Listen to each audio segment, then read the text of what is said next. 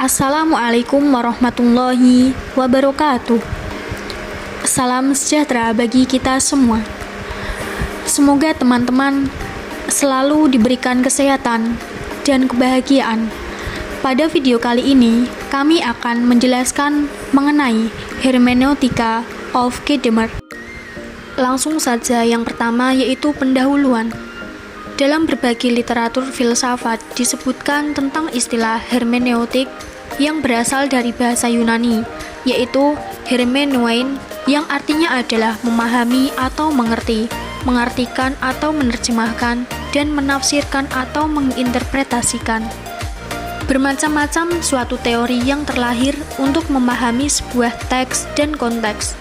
Dan hermeneutika inilah merupakan salah satu di antara banyaknya teori dalam mengungkap makna.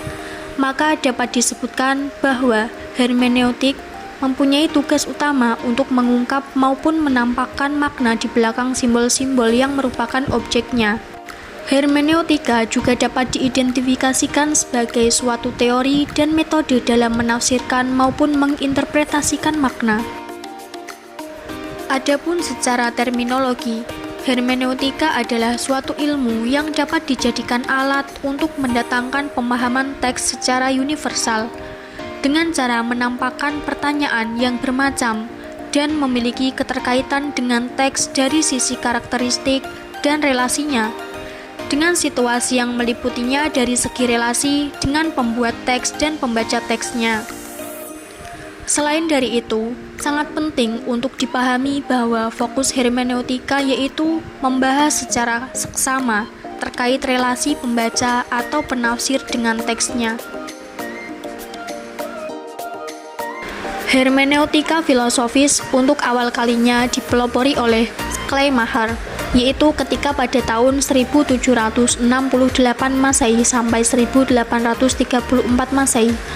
Lalu diikuti juga oleh Wilhelm Dilthey ketika pada tahun 1833 sampai 1911 Masehi. Kemudian juga diikuti oleh Heidegger pada tahun 1889 sampai 1976 Masehi. Kemudian juga diikuti oleh Gadamer, Habermas hingga sampai Paul Ricoeur. Ini semua menjadi bukti bahwa Gadamer telah banyak menekuni metode hermeneutika sejak abad ke-20. Sebagai tokoh filsafat dari Jerman yang masyhur dengan buah karya, yaitu berupa buku fenomenalnya yang diberi judul Wahrheit and Method. Karya ini juga menjadi contoh mengenai corak penafsiran atau interpretasi reproduktif sekaligus corak penafsiran produktif. Sebab telah banyak melahirkan karya-karya lain yang khusus membahas tentang aspek truth and method dari karyanya Gadamer. Karena karya ini juga seorang Gadamer menjadi tokoh hermeneutika bersejarah yang terkenal pada abad ini. Gadamer atau yang mempunyai nama lengkap Hans Georg Gadamer, yang merupakan seorang filsuf kelahiran Marburg atau sekarang adalah kota yang ada di Jerman. Ia lahir pada tanggal 11 Februari 1900 Masehi. Gadamer adalah terlahir menjadi anak kedua dari pasangan Dr. Johannes Gadamer dan Emma Caroline Johanna Gewitz. Ketika Gadamer berusia 2 tahun, dia pindah ke kota Breslau atau sekarang adalah Polandia karena sang ayah diundang untuk menjadi profesor di Universitas Breslau. Ibunya adalah seorang ibu rumah tangga yang beragama Protestan, yang taat dan konservatif, dan memiliki sikap lugu serta lembut, berbanding terbalik dengan sifat ayahnya yang tegas dan disiplin. Gadamer mulai tertarik pada filsafat ketika dia mengikuti perkuliahan Eugen Kuhnemann dalam pengantar studi sastra Jerman yang berjudul Explication of Kant's Critique of Pure Reason. Gadamer tertarik dengan gaya bicara profesor, sehingga ia memberikan kesimpulan terkait adanya relasi yang erat antara puisi dengan filsafat. sebab di dalam retorika yang indah terdapat sebuah substansi filosofis. Lalu karena ayahnya pindah ke kota Marburg, Gadamer pun ikut berpindah bersama ayahnya ke kota tersebut. Disinilah Gadamer mempelajari filsafat dengan beberapa filsuf, di antaranya yaitu Rudolf Bultmann, Nikolai Hartmann, dan Paul Nator. Gadamer memperoleh gelar doktor dalam bidang filsafat pada tahun 1922 Masehi. Gadamer terkenal ketika dia menerbitkan sebuah buku yang berjudul Truth and Method atau Kebenaran dan Metode, yaitu diterbitkan sekitar tahun 1960 Masehi.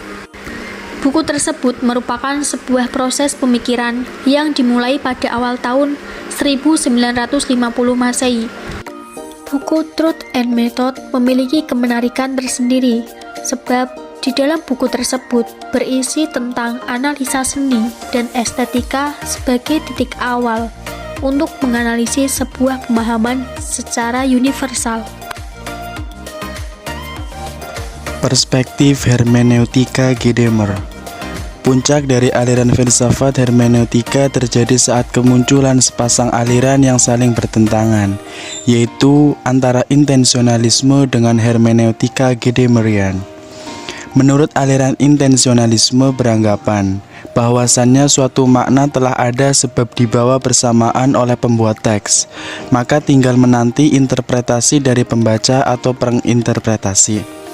Sementara dalam pandangan hermeneutika Gadamer menganggap sebaliknya, yaitu bahwa suatu makna harus digali, bahkan dikonstruksi dan direkonstruksi sesuai dengan konteks si pembaca atau penafsir, sehingga makna dari sebuah teks tidak pernah tetap dan selalu berubah sesuai dengan kapan, bagaimana, dan siapa penafsirnya.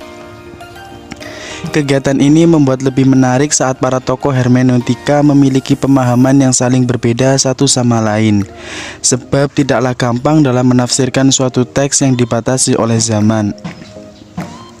Ditinjau dari perspektif hermeneutika itu sendiri, bahwa sebuah pemahaman, mau apapun objeknya, senantiasa mengasumsikan terhadap adanya sisi imajinatif dan sisi kreatif subjek pembaca atau penafsir agar tidak mudah terperdaya oleh teks yang ada di hadapannya. Kemampuan kreasi dan imajinasi ini akan berjalan mengikuti tahapan dan kaidah penalaran logis, dengan tanpa menafikan konteks tradisi masa lampau. Sedangkan dalam upaya memahami suatu objek sosial yang melibatkan makna yang hidup, maka mustahil tanpa adanya keterlibatan dan juga relasi dengan suatu tradisi. Seiring dengan perkembangannya, bahwa hermeneutika tidaklah bertujuan untuk merekonstruksi pemikiran kreatif si pembuat teks, melainkan sebaliknya, yaitu telah mengembangkan produksi maupun konstruksi tentang pemahaman suatu makna dari sebuah teks yang selaras dengan konteks pembaca atau penafsir. Adapun pemikir dari filsafat barat yang menghidupkan hermeneutika konstruksi adalah Gadamer dan Paul Ricoeur. Metode pemahaman terhadap suatu teks didasarkan pada konteks pembaca, sehingga melahirkan hermeneutika yang memiliki sifat mengkonstruksi dan menghasilkan pemahaman baru berdasarkan situasi dan kondisi penafsir teks tersebut secara waktu maupun tempat. Maka dari itu, suatu teks dengan isi yang sama saat dibaca kembali dapat melahirkan pemahaman baru. Teori hermeneutika Gadamer. Adapun teori Gadamer dalam memahami suatu teks, basicnya juga dengan membuat relasi dan membentuk sintesis antara teks, pembuat teks, dan penafsir. Tiga hal tersebut, yaitu teks, pembuat teks, dan penafsir, wajib menjadi suatu pertimbangan dalam setiap pemahaman, di mana masing-masing dari ketiganya memiliki konteks tersendiri, sehingga apabila memahami salah satunya dan tidak mempertimbangkan yang lainnya, maka pemahaman terhadap suatu teks menjadi kurang dan tidak utuh. Adapun agar memperoleh suatu pemahaman yang sempurna, Gadamer mengusulkan teori-teorinya sebagai berikut. Teori pertama, yaitu prasangka hermeneutik. Pengertian dari prasangka hermeneutik yaitu ketika membaca dan memahami suatu teks wajib dilaksanakan dengan penuh ketelitian dan kekritisan. Karena suatu teks yang tanpa diteliti dan dipadukan dengan kekritisan, maka secara kemungkinan terbesar dapat memperdaya kesadaran kita. Akan tetapi tidaklah gampang bagi seseorang dalam mendapatkan data yang akurat pada suatu teks, karena lebih tendensi dalam menerima sumber otoritas tanpa disertai dengan pendapatnya yang kritis. Teori kedua, yaitu lingkaran hermeneutik. Bagi Gadamer, prasangka hermeneutik merupakan langkah awal dalam memahami suatu teks dengan kritis. Gadamer sebenarnya ingin memberikan penekanan tentang perlunya memahami. Menurut Gadamer, memahami ialah langkah yang berbentuk melingkar. Demi menggapai pengertian, seseorang wajib melangkah mulai dari suatu pengertian. Contohnya, dalam memahami sebuah teks wajib mempunyai pra-pengertian tentang teks yang akan dipahami. Apabila tidak mempunyai pra-pengertian, maka mustahil untuk mendapatkan pengertian teks yang akan dipahami. Di sisi lain, seseorang dengan membaca suatu teks, maka pra-pengertian akan terbentuk menjadi pengertian yang sebenarnya atau pengertian yang sesungguhnya. Dan Gadamer menyebut proses ini dengan istilah the hermeneutical circle atau lingkaran hermeneutika. Jadi menurut Gadamer adanya prasangka hermeneutik dan lingkaran hermeneutik tersebut mengumpamakan seseorang untuk melakukan penafsiran dan pemahaman teks. Maka seorang penafsir tidak sedang dalam keadaan hampa. Penafsir akan membuat beberapa praanggapan dalam suatu teks. Apabila metode ini diterapkan dengan ilmu tafsir Quran, maka mufasir akan membawa beberapa prasangka berupa ilmu bahasa dan sastra Arab, dan ilmu-ilmu lain di luar teks tersebut yang masih terkait dengan teks Al-Quran. Teori ketiga, yaitu aku engkau menjadi kami. Dalam pandangan Gadamer, suatu dialog sebagaimana hubungan seseorang dengan teks dapat dilihat sebagai dialog yang produktif apabila rumusan subjek-objek dari aku engkau dihilangkan dan diganti menjadi kami. Sebenarnya pemahaman tersebut tidak berhenti di sini saja, sebab kesadaran subjek bermula dari aku engkau menjadi kami masih berpotensi menghalangi kontribusi penuh dalam mendapatkan pemahaman yang sahih sebelum subjek kami menyatu terhadap esensi yang didialogkan. Diperumpamakan sebagai pemain bola yang dapat diraih secara benar saat pemain bola mengalami sendiri dengan menyatu dalam aktivitas permainan yang sportif, di mana antara pemain, wasit, dan penonton melepaskan label keakuan dan seluruhnya terfokus terhadap kualitas permainan tersebut. Memahami suatu teks sebisa mungkin seperti cara memahami suatu peristiwa yang mengharuskan memberi apresiasi, sehingga pembahasan utama itulah yang hadir di tengah antara kita dan tidak lagi tentang kesadaran suatu subjek-objek. Teori keempat, yaitu hermeneutika dialektis. Di sini ditegaskan oleh Gadamer bahwasannya tiap pemahaman yang kita miliki adalah sesuatu yang memiliki sifat historis, dialektis, dan juga kebahasaan, sehingga kemungkinan melahirkan penafsiran yang lebih luas variatif. Hermeneutika merupakan hakikat dan fenomenologi suatu pemahaman. Maka pokok dari pemahaman adalah sebuah kontribusi dan ketransparanan, bukan malah sebuah manipulatif dan kontroler. Lebih daripada itu, Gadamer berpendapat bahwa hermeneutika memiliki kaitan dengan metodologi. Gadamer menunjukkan bahwa dialektika menjadi alat untuk melewati kecenderungan sebuah metode yang memberi prastruktur dalam aktivitas ilmiah dari peneliti. Menurut Gadamer, bahwa metode tidak sanggup mengimplikasikan kebenaran yang telah jelas dalam sebuah metode. Hermeneutika dialektis mengarahkan manusia dalam mengungkap isi kebenaran serta mendapatkan hakikat kenyataan dari segala sesuatu secara sesungguhnya. Kesimpulan, dari penjelasan tersebut sepintas secara etimologi terlihat tidak ada yang berbeda antara hermeneutika dan penafsiran. Bahkan dengan kata lain, hermeneutika yaitu seni untuk berinterpretasi.